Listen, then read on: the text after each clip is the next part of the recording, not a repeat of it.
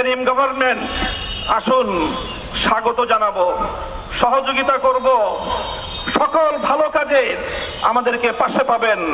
আমাদের সন্তানেরা নিরলসভাবে তারা কাজ করে যায়, নিঃস্বার্থভাবে কাজ করে যায়।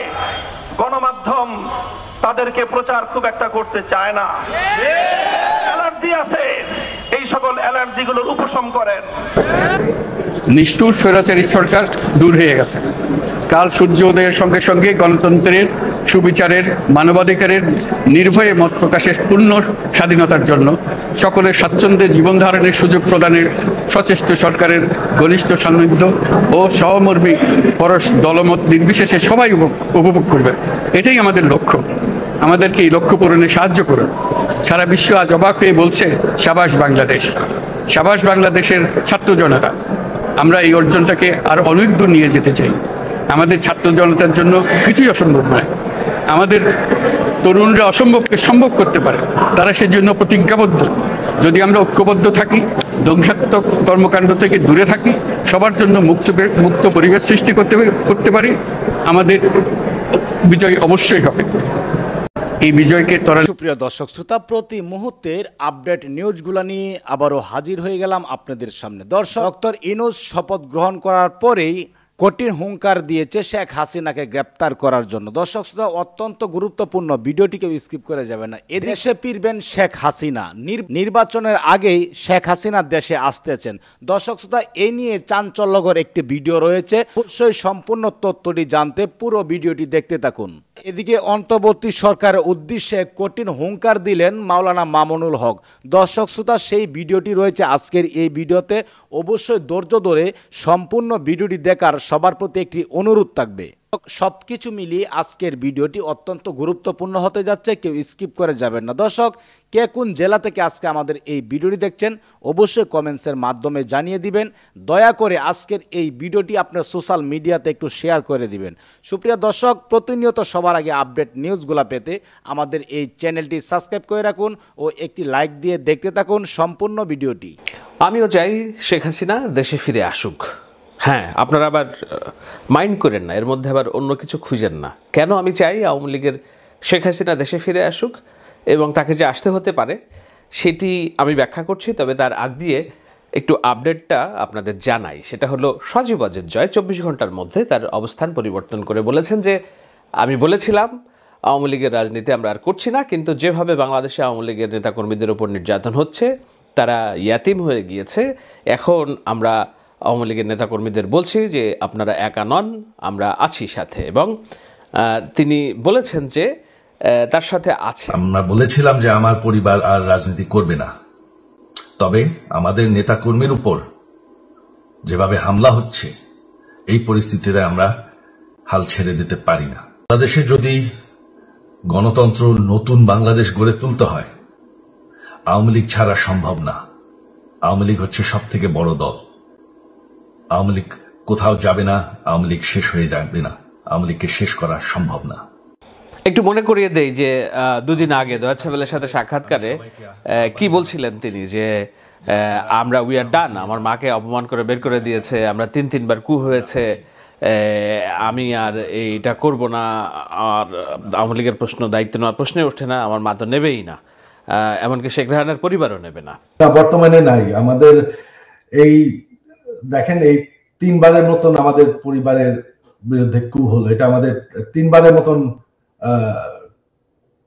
সবকিছু হারিয়ে বিদেশে থাকতে হলো। আর আমরা তো ধরেন, আমি আর আমার মা বাদে আমরা সবাই বিদেশে অনেক বছর ধরে আছি। আমরা এখানে সেটল, আমাদের এখানে জীবনে কোনো অসুবিধা নেই, আমরা এখানে থাকতে অভ্যস্ত। বাংলাদেশের মানুষ এই যে উন্নয়ন আমরা করেছি, তারপরে যদি বাংলাদেশের মানুষ আমার পরিবারের সাথে এরকম করে, তাহলে আমাদের আর কিছু বলার আর করার নেই।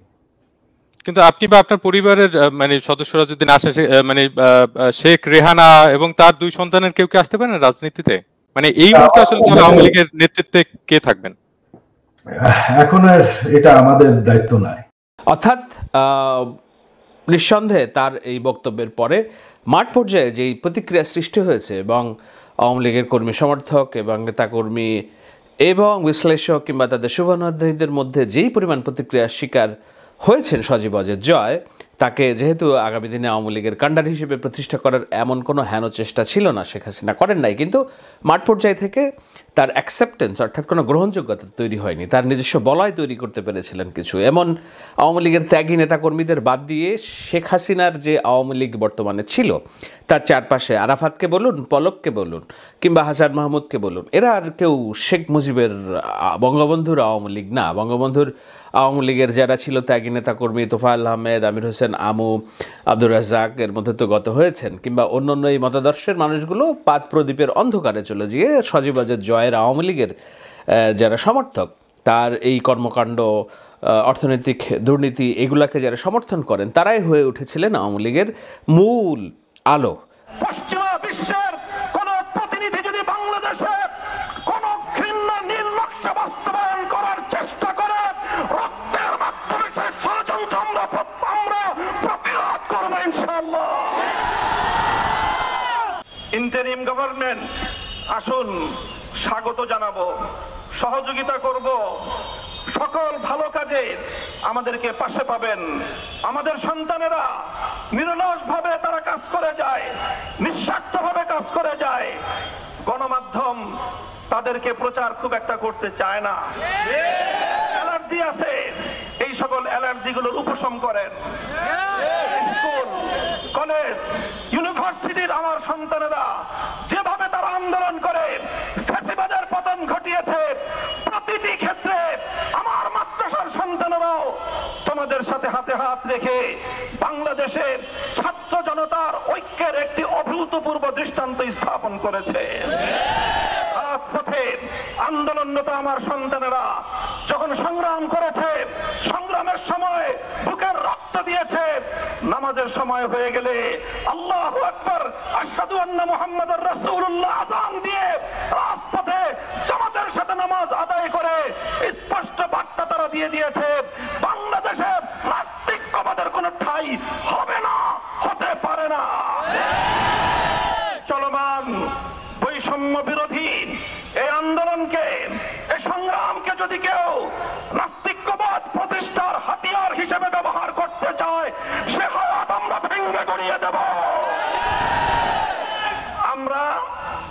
আমরা সবসময় শান্তিপ্রিয়, কিন্তু আমাদের ধর্মের ব্যাপারে, আল্লাহর পয়গম্বরের ইজ্জতের ব্যাপারে, আল্লাহর কোরআনের সম্মানের ব্যাপারে, ইসলাম ধর্মের গৌরব মর্যাদা রক্ষার ব্যাপারে আমরা আপোষহীন। কাউকে ছাড় দেওয়া হবে না। শান্তিপ্রিয় একটি সাম্প্রদায়িক সম্প্রীতির অনন্য দৃষ্টান্ত স্থাপন করে নতুন বাংলাদেশ এগিয়ে যাবে। কাদিয়ানীদেরকে মুসলমান পরিচয় দিয়ে যদি এদেশের মানুষকে গেলাবার, এদেশে মুসলিম হিসেবে তাদেরকে প্রতিষ্ঠিত করবার কোন এজেন্ডা নিয়ে পশ্চিমা বিশ্বের কোন প্রতিনিধি যদি বাংলাদেশে কোন ঘৃণ্য নীল নকশা বাস্তবায়ন করার চেষ্টা করে, রক্তের মাধ্যমে সেই ষড়যন্ত্র আমরা প্রতিরোধ করবো ইনশাআল্লাহ। হিন্দু, বৌদ্ধ, খ্রিস্টান, কাদিয়ানী, অন্যান্য উপজাতি, ভিন্ন ধর্মাবলম্বীদের নাগরিক, ধর্মীয় সব ধরনের মৌলিক অধিকার, সংবিধান প্রদত্ত সকল অধিকার। তাও আমার কলেজের ভাই ও বোনের, আপনারা সেই ভিডিওটি দেখতে পারলেন। সেই ভিডিওটি দেখার পর যদি আপনার মনে কোনো মন্তব্য থাকে অবশ্যই কমেন্টসের মাধ্যমে জানিয়ে দিবেন। দয়া করে আজকের এই ভিডিওটি একটু শেয়ার করে দিবেন। সবাই ভালো থাকুন, সুস্থ থাকুন। দেখা হবে আবারও পরবর্তী নতুন একটি আপডেট নিউজ নিয়ে। আল্লাহ হাফেজ।